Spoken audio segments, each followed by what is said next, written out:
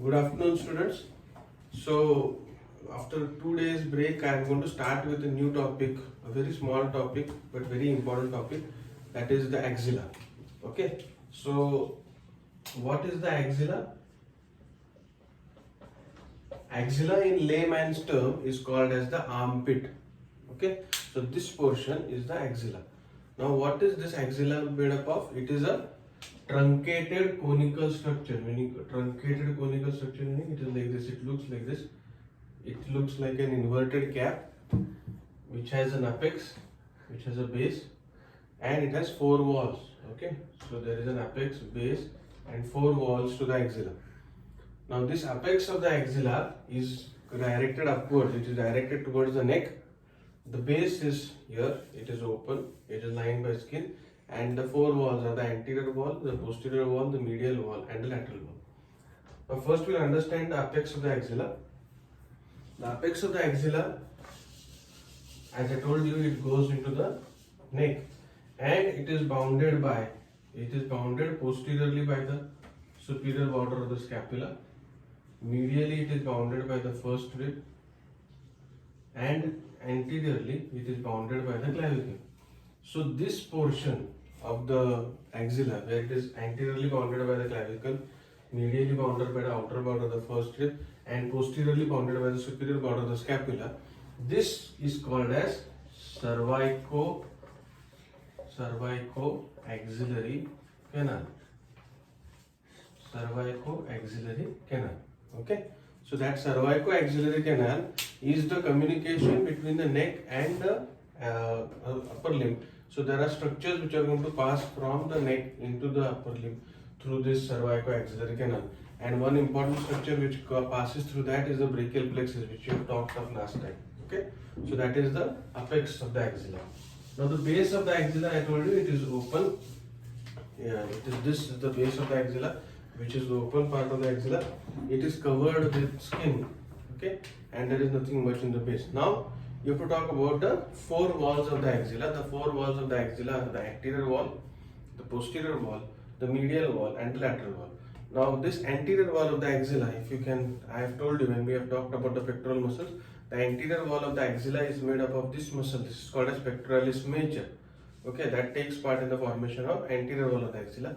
The posterior wall of the axilla, this part, this is formed by latissimus dorsi and teres major. So to these muscles, and also there can be a contribution of subscapularis. So the posterior wall is formed by teres major, subscapularis, and latissimus dorsi also. The medial wall of the axilla, this portion, is formed by the serratus anterior, and all of us know that the serratus anterior has 8 digitations.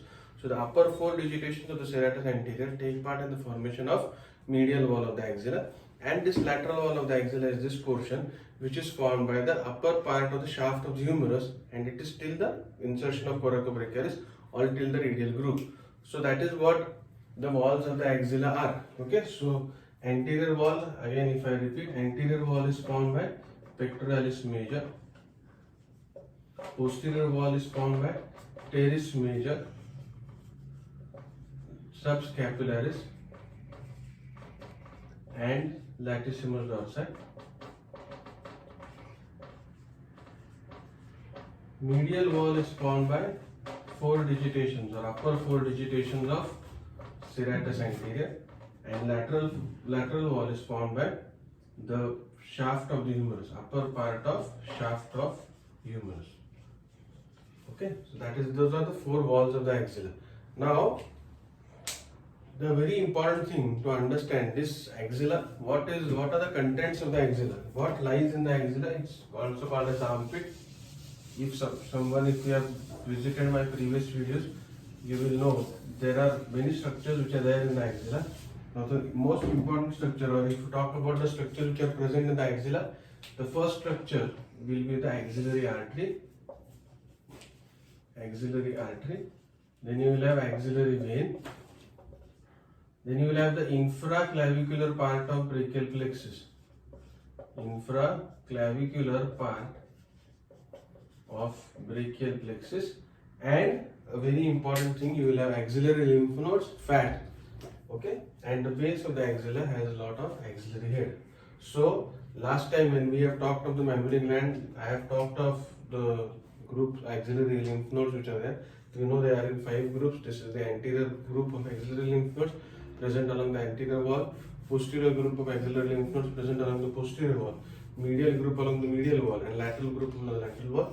And then there is the apical group which is there in the apex of the axilla. So that is the most important part of the most important content of the axilla, that is the axillary group of lymph nodes. Then you will have axillary artery, axillary vein, infraclavicular part of brachial plexus, a few fat, and most importantly you will have the axillary group of lymph nodes. Axillary artery, which is the most important structure, meaning the theory topic wise, the important structure which is present in the axilla, that will take separately because it will have there is a lot of detailing required about this structure. One thing which I can tell you now is that this axillary artery and axillary vein bear a relation with each other. The axillary vein is always going to be medial to the axillary artery when it is there into the axilla, and the brachial plexus will vary its relations to the different parts of the axillary artery as it comes from the neck and goes into the axilla and then into the arm. So this is all about the axilla, its the shape, its boundaries, its contents. Important applied anatomy which you should know about the axilla is that you know the importance of the axillary lymph nodes, that they are going to receive 75% of the lymph from the breast, and this part of the axilla which has a lot of axillary hair, the infection of the hair follicle is called as boils, and boils are common in the axilla. But the important thing that you should remember that because the base of the axilla is very open, boils will not be very painful, and till the time they increase a lot in size. So that is what you should understand it, as compared to the boil in the nose or the boil in the ear. The boils in the axilla are going to be less painful because they have a lot of space for them to spread. Okay, so this is a short video which is describing the anatomy of the axilla. I wish all of you will watch the videos. I am still waiting for your comments. I really want your comments to come, whether things are going okay or not. Please watch the videos, kindly like and subscribe my channel. Thank you.